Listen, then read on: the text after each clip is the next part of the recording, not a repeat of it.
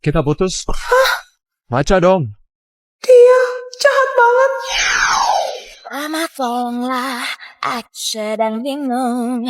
Pusing kepalaku memikirkan dia. Kenapa? Aku yang selalu terus Bapak cuma bahan taruhan doang.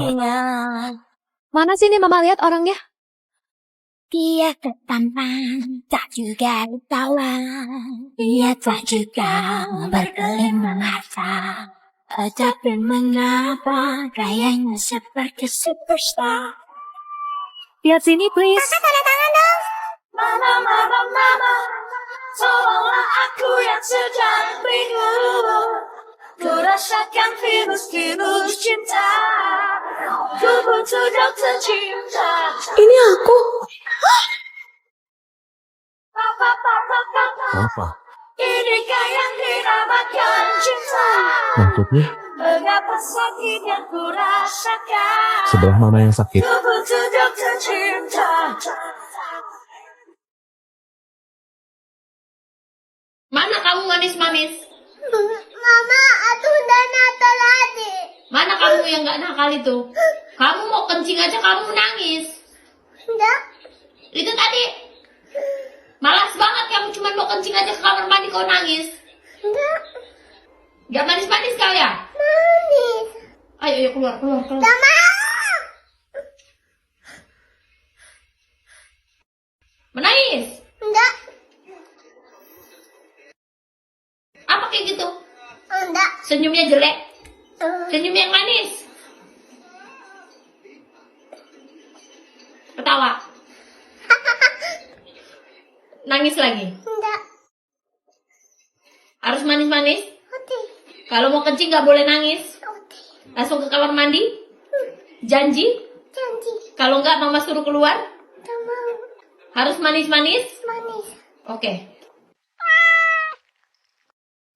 Bocan. Tuan Snow, siang ini jadwal Anda survei rumah yang baru saja Anda beli untuk kejutan ulang tahun Nyonya Juliet. Segera siapkan mobil saya. Tuan akan menyetir sendiri? Ya, Baik, Tuan. Papa, Celo mau ikut. let's go. Cielo diam-diam ya, jangan bilang sama mama. Oke. Cielo. Selamat siang. Selamat datang Tuan Snow. Saya Zoe, agen properti yang ditugaskan hari ini. Mari kita mulai dari ruangan utama. Perasaan apa ini? Hawanya lembab banget ya. Iya, maklum Tuan, udah lama gak ditempatin. Papa dengar gak? Ada dede bayi nangis. Gak ada suara apa-apa. Mari Tuan, kita ke lantai atas. Kenapa Cielo? Tadi ada tante masuk ke sana.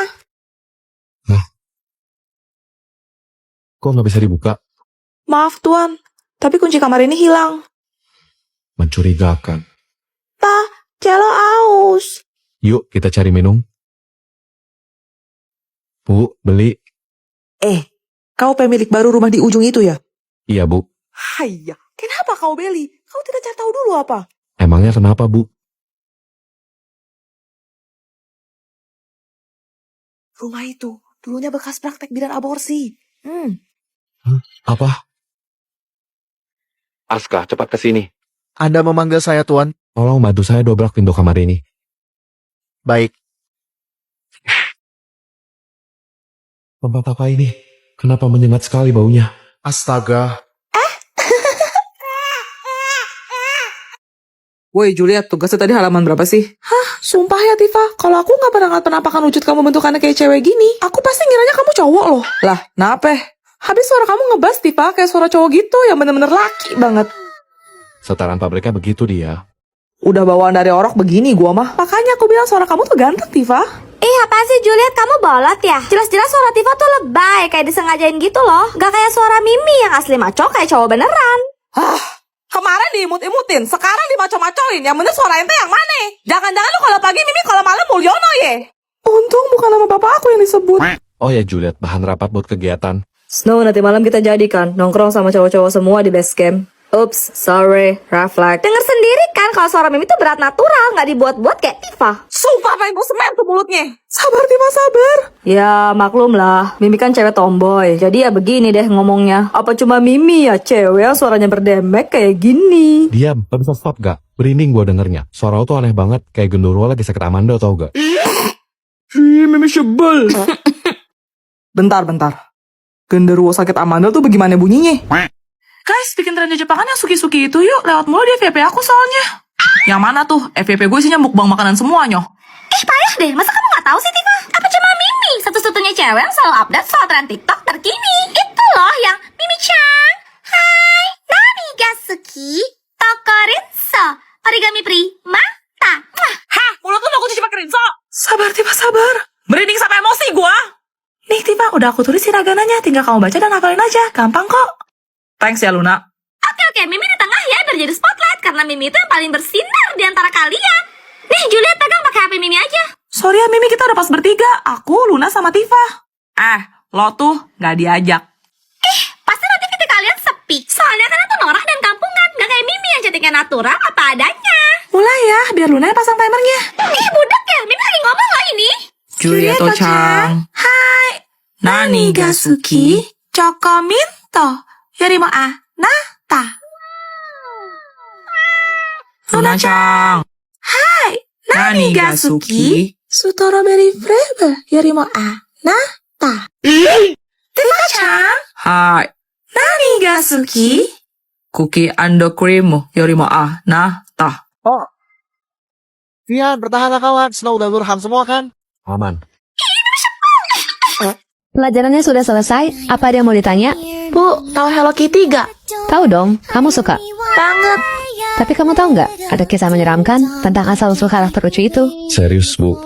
Konon katanya, karakter Hello Kitty diciptakan pada tahun 1970 oleh seorang wanita yang memiliki anak perempuan berusia 14 tahun.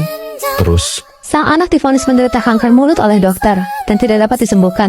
Kasiannya. Segala upaya telah ibu itu lakukan agar putrinya sembuh, tapi tidak membuahkan hasil. Sampai akhirnya ia putus asa dan memutuskan untuk melakukan ritual perjanjian dengan iblis. Demi menyembuhkan putrinya, iblis meminta bayaran. Bayaran? Sang ibu harus menciptakan karakter yang menarik perhatian anak-anak di seluruh dunia. Iya, karakter Hello Kitty sengaja dibuat tidak memiliki mulut. Hal ini mengingatkan kita kepada putrinya yang menderita kanker mulut. Jadi itu alasannya. Selain itu, kata Kitty juga diartikan iblis dalam bahasa Cina. Sehingga Hello Kitty bisa diartikan sebagai hawa iblis. Ternyata. Pelajaran kita sudah selesai. Oh ya, kalian mau study tour ya? Ya Bu, kita berangkat besok naik bis. Hei Tayo, dia bis kecil ramah. Kamu tahu nggak alasan kenapa bis Tayo bisa hidup dan bicara selayaknya anak kecil? Enggak. Ada sumber yang mengatakan bahwa Hana sang mekanik memiliki 4 orang anak yang bernama Tayo, Rogi, Gani, dan Lani, di mana mereka semua tewas dalam kecelakaan maut. Dalam episode The Best Mechanic, sosok Hana digambarkan sebagai perempuan yang sangat pintar. Ia merupakan lulusan terbaik yang handal dalam bidang otomotif. Namun saat depresi, Hana memandang lekat mainan dis favorit anaknya. Dan muncullah sebuah ide gila. Ia lalu memikirkan cara untuk menghidupkan kembali keluarganya. Emangnya bisa? Hana memindahkan kesadaran mereka dengan bantuan teknologi AI. Tak lupa juga, Hana mendownload ingatan mereka, yang diambil dari mayat suami dan keempat anaknya ke dalam masing-masing dis. Astaga. Yang lebih mengerikan lagi, katanya, mesin yang menggerakkan roda bis Tayo adalah organ tubuh manusia segar yang terletak di bagian bawah bis. Apa? Kalian sadar nggak? Hanya Hana satu-satunya mekanik di kota itu. Iya ya. Itu karena cuma Hana yang tahu dan mempunyai akses untuk memperbaiki serta melihat isi sesungguhnya dalam bis-bis tersebut. Gelap banget ceritanya. Pelajaran kita sudah selesai, silahkan warnai dulu tugasnya, baru kalian boleh pulang. Aduh, mana gue lupa bawa lagi. Snow, pinjam pensil warna dong. Gua adanya krayon. Pas banget. Gue juga gambar Shinchan. Apa hubungannya? Maksudnya, kartun krayon Shinchan kan? Feeling gak enak. Jangan bilang ada kisah kelam di balik kartun itu. Shinchan terinspirasi dari seorang bocah berumur 5 tahun di Jepang yang bernama Shinosuke. Dia memiliki seorang adik perempuan bernama Himawari. Mereka lucu banget ya, Bu. Suatu hari mereka sedang asik bermain bola di taman. Tanpa sengaja bola tersebut terlempar jauh. Himawari dengan semangat mengejar bola itu hingga ke jalanan. Tapi tiba-tiba sebuah mobil datang melaju dengan kecepatan tinggi. Terus, Shinchan yang sadar segera berlari untuk menolong adiknya. Namun naas, keduanya malah tertabrak dan harus melenggang nyawa. Misaya, sang ibu, sangat terpukul dengan kepergian kedua anaknya. Lalu ia menemukan krayon milik Shinchan. Dan dengan krayon itu, ia mulai menulis cerita apabila Shinchan masih hidup sampai sekarang dalam buku hariannya. jadi, Semua tingkah lucu, canda tawa, serta keceriaan Shinchan hanya karangan Misaya semata yang depresi karena kehilangan anaknya. Itulah alasan mengapa Shinchan tidak pernah tumbuh dewasa. Ternyata bocah jenaka seperti kamu punya kisah yang segelap ini. Pelajaran kita sudah selesai, silahkan dicatat dulu materinya. Yes, pulang. Sweeper jangan mencuri. Sweeper jangan mencuri. Snow jangan mencuri. gak jelas. Mirip Dora kan? Udah lebih mirip, Bu. Ih, Kalian tahu nggak alasan kenapa Dora suka bertanya? kenapa Bu? Ada sumber yang mengatakan bahwa kepala Dora terlihat besar karena ia mengidap hidrosefalus. Hidrosefalus itu apa? Kelebihan cairan dalam kepala yang bisa menekan dan mengakibatkan kerusakan pada otak. Penyakit itulah yang membuatnya susah untuk mengingat hal-hal penting. Apa mungkin dia bawa peta waktu berpergian itu? Supaya dia ingat jalan pulang ke rumah neneknya. Bisa jadi nggak sih? Tapi kan Dora punya boots yang selalu nemenin dia kemana-mana. Monyet yang mirip sama lo itu. Apaan sih? Sosok Boots adalah sebagai monyet yang memandu Dora untuk membantunya dalam melakukan aktivitas. Lalu Dora juga dikabarkan memiliki masalah gangguan pendengaran. Pantas dia sering ngomong, katakan lebih keras. Tapi dengan kondisi Dora yang separah itu, nanti kalau dia beneran nyasar gimana, Bu? Kalian sadar gak? Dora mengenakan gelang berwarna kuning di tangannya. Jangan bilang kalau itu. Pelacak. Betul, jika suatu saat Dora hilang, maka ia dapat dicari dan ditemukan dengan mudah. Ternyata, Pelajarannya sudah selesai, apa ada yang mau ditanya? Gak ada, Bu. wow, Pu, sepuh, ajarin dong, Pu. Tinky Winky, Dipsy, Lala, Pu, sepuh. Itu Teletubbies kan? Hah, jangan bilang ada kisah kelam di balik serial Teletubbies. Ada teori yang menyebutkan bahwa mereka merupakan anak-anak yang tinggal di rumah sakit jiwa bernama La La Land. Serius, Bu. Mereka diperlakukan secara tidak manusiawi oleh para perawat di sana. Tinky Winky yang pada saat itu masih berusia 7 tahun, sering diikat di pagar, hingga badannya kedinginan dan berwarna biru keunguan. Terus, Bu, Dipsy berumur 6 tahun. Ia menderita kejang parah dan sering muntah, tapi perawat di sana mengabaikannya, sampai wajahnya tergenang oleh muntahannya sendiri. jadi itu alasannya kenapa wajahnya terlihat agak kotor. Lalu warna hijau itu identik dengan Muntah. Betul, Lala dikabarkan lahir dengan kondisi cacat. Wajahnya bengkok seperti antenanya. Lalu secara kejam ia dikurung dalam ruangan tertutup yang gelap tanpa cahaya matahari sedikit pun selama 5 tahun. Jadi warna kuning itu melambangkan. matahari. Terakhir, Po, bocah 3 tahun yang secara sengaja dilempar ke dalam tungku perapian panas oleh perawat yang tidak sabar menghadapinya. Jangan bilang warna merah menyala Po itu. Karena kulitnya terbakar api. Astaga, malang banget. Pelajarannya sudah selesai. Sekarang yang kasih kuis ya. Yang bisa jawab boleh langsung pulang. Seronoknya. Guru dalam bahasa Melayu disebut Cikgu. Betul. Persis Ipin. Ih, aku maunya jadi Mei-Mei, Ma. Oh iya, kalian tahu berita tentang penemuan makam Upin Ipin yang ramai beredar di internet? Serius, Bu. Duh, si ibu jangan nakutin lah. Juliet. Ini beneran, Bu. Ada kabar yang mengatakan bahwa Upin dan Ipin mengalami kecelakaan saat hendak berkunjung ke rumah opa neneknya. Terus, Kecelakaan tersebut mengakibatkan kedua orang tua, Rose dan Upin meninggal di tempat. Sementara Ipin terbaring koma di rumah sakit dan meninggal 1 tahun kemudian. Di nisan tertulis, Upin wafat pada tanggal 6 Agustus 1995. Sedangkan Ipin 2 April 1996. kok bisa pas banget gitu ya? Rasa bersalah, serta duka opa yang teramat dalam karena kehilangan orang terkasih, menyebabkan dia berakhir tidak dapat mengendalikan akal sehatnya lagi. Lalu nasib Opa gimana, Bu? Demi dapat melanjutkan hidup, opa membayangkan Upin dan Ipin masih sehat dan ceria seperti di dalam kartun.